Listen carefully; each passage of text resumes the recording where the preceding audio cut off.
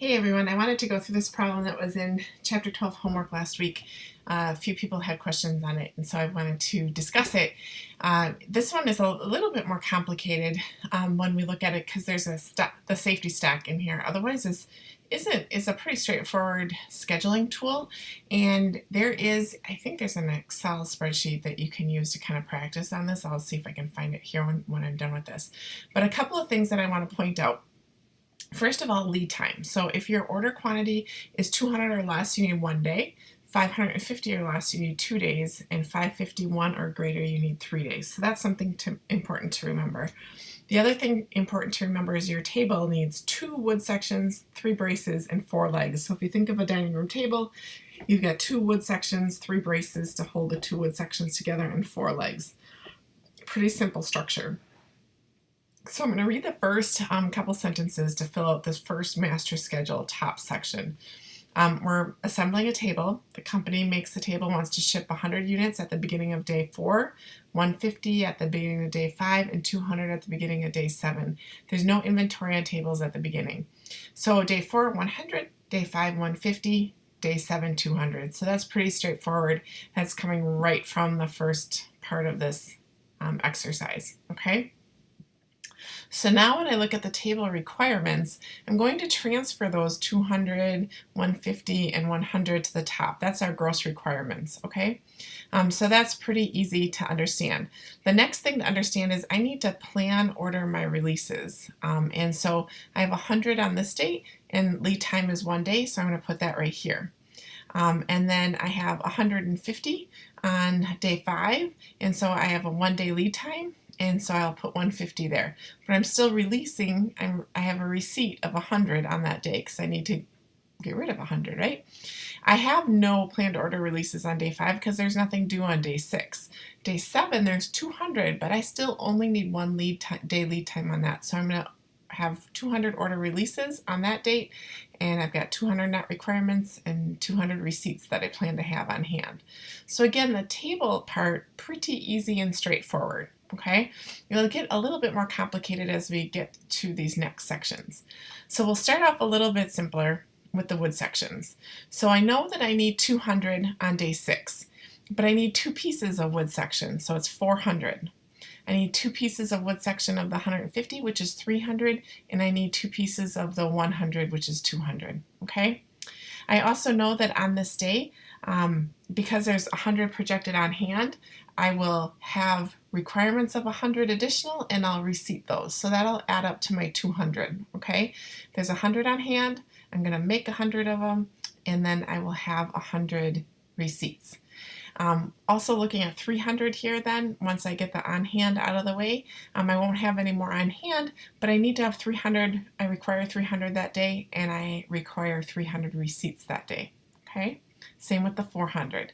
So those first couple sections are easy. Where it gets a little bit more complicated is, well, where did I get this 400 from on week 2? So what's going to happen now is I need 200. 200 has a lead time of 1 day. So I need 200 here total. I have 100 on hand, and then I'm going to build 100, which would make this only be 100, right? But I have 300 coming from day 4, and I need 2 days lead time on that. So I'm going to back this up 2 days, and I'm going to add that 300 to the 100 that I plan to release. And on top of the 100 I have on hand will total 500. So that's where I get these from. The 400 again is 2 days, and that's going to come over and be on day 4. So you can really start to predict when you need to order your product, when you need to build things based on planning this out. So that's really what this planning tool is for. Now the braces, if I read about the braces, there's 60 braces on hand with no safety stock required, and the lead times still apply. So my lead times still apply here, but with the braces I need 3 of each item. So I need 300, 450, and 600. So I'm taking this 200 I need for the table here, and I'm multiplying it by 3, so I need 600 braces. With the 150, I multiply that by 3, I need 450 braces. And then with the 100, I'll need 300 braces. So that's what goes in that top line there. Okay, still pretty straightforward. I'll have 60 on hand, so I'll put the 60 here, and I'll carry the 60 through. And then what I'll need then is I'll have 60 on hand, I'll need 240 net requirements, and I'll need to release or receipt 240 that day.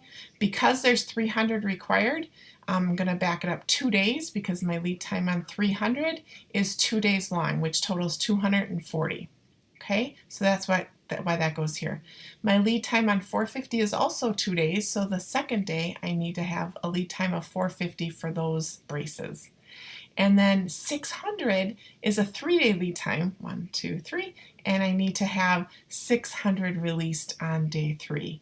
So basically your lead time means that there's work to be done to do assembly or to build or whatever, and you need a little bit more of a lead time to make sure that those are done on time. Okay? Now the legs add a little bit something more complicated to it. It says at the top that there are 120 legs on hand, so that's something to remember, and an additional 10% of the order on legs is added for safety stock.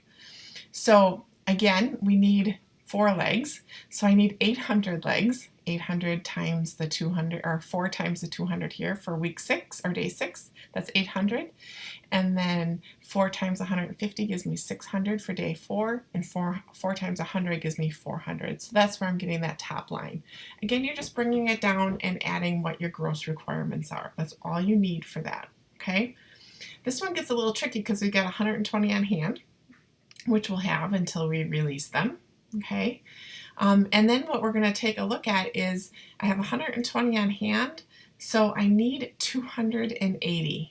Okay, so I need to build 280, but I also have to have a safety stock on hand. So if I have, apologize for that. Where did my calculator go? So if I have 280, I need a safety stock of 10%.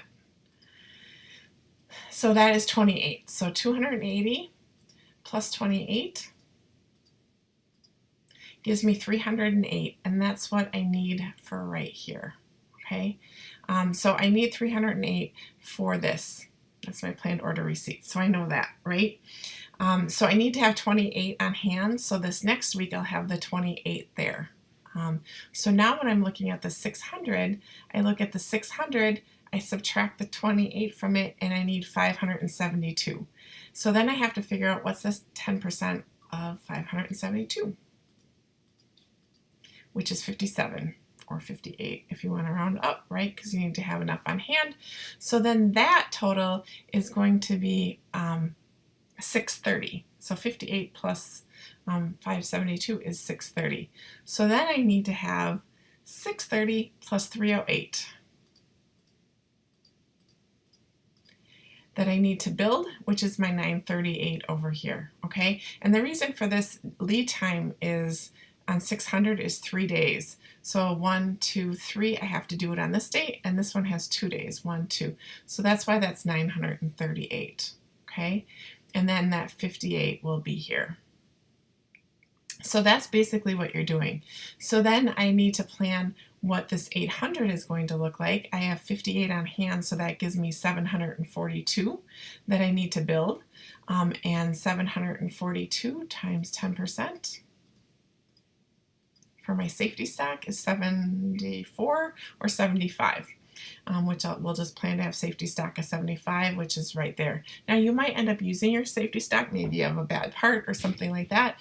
It seems like legs might not always be perfect, which is why they like that safety stock, or maybe something happens in assembly, so they like to have a few extra. So that might go up and down as it actually comes to fruition.